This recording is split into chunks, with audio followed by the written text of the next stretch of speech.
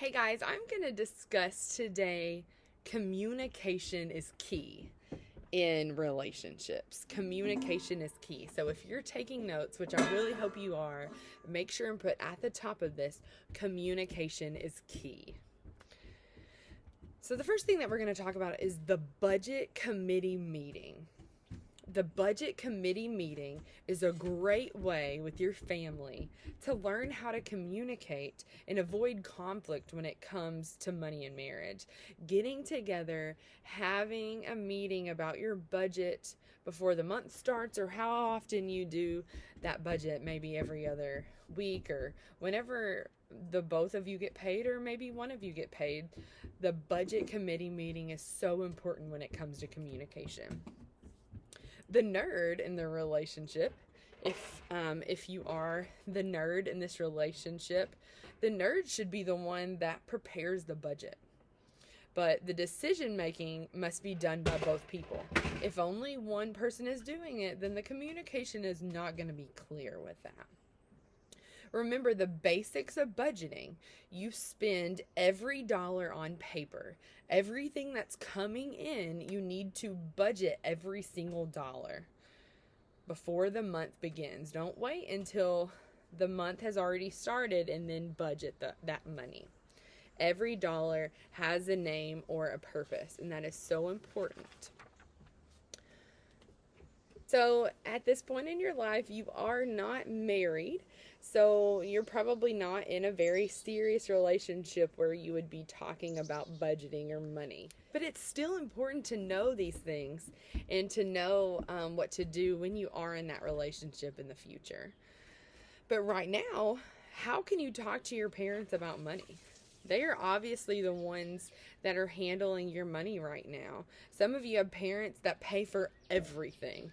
Others have maybe those parents, if you ask them for money, they will just give you whatever you ask for. And then others have parents that won't give you a dime. They make you work for everything that you spend. So if you want something, even if it's important, it's your responsibility. The rest of you may have parents who fall somewhere in the middle. They may not give you a ton of money, but they may also not make you work for everything. And that's how my parents typically were. They didn't give me money every single time I asked for it, but they wouldn't make me work for it or have a job during high school because they knew that my responsibility was school and that was my focus. Something that's really important for you to understand is you can't control your parents, but what you can do is talk to them. If you want to learn how to manage money before taking on the bills and responsibilities of an adult, you need to be in open communication with your parents. Talk about your goals. Share your thoughts on money, what you want to start paying for, and the things you may need help paying for. Can you say hi? Hi. You're sweaty. Judah's been eating dirt. He found a pot of a flower and ate the dirt. So that's what's on his face. Say hi. Hey, can you show them your nose? Nose. Can you show them your eyes? No, it does right there. Eyes. Can you show them your belly? And Mama's belly. Mama's belly. Oh, that's close. Okay, so you also need to respect your parents' decisions. Hey. High five. High five. Nobody else is out here. Can you give them a high five? High five. Okay, we're almost done, okay? You need to respect your parents' decisions. Hey. Don't beg or manipulate. You hear that? You need to respect your parents' decisions. Don't beg or manipulate. The goal here isn't to get more money out of your parents. Instead, it's to become responsible and independent with the money that you have. And then we have singles and money. You're going to get to a point in your life that maybe you aren't in a relationship and you are an adult. And It won't be long before you're an adult and you're managing this money, your own money, and you're paying for your own bills. You'll find that managing your money alone creates unique challenges. You go from being accountable to your parents to making all the choices on your own, which can make it easy to get off track when it comes to your financial goals. Single adults need to be proactive about having financial accountability in their lives.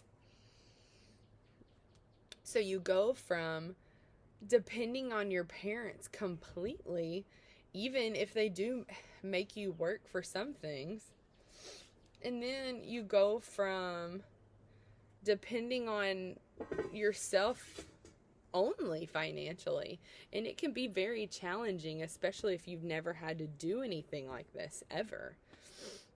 So time poverty and fatigue can lead to poor money management. Young singles who are in college or just getting started in their career typically pour all of their time and energy into that. It's easy to let your busy life keep you from reconciling your account, much less writing a budget each month. You think, I don't have time for that. I'll be fine. I'm only supporting myself. But if you let this happen financially, you'll end up just treading water and not going anywhere. You're just stuck in the same spot. Even with a tight schedule, managing your money must remain a priority. Beware of impulse buying.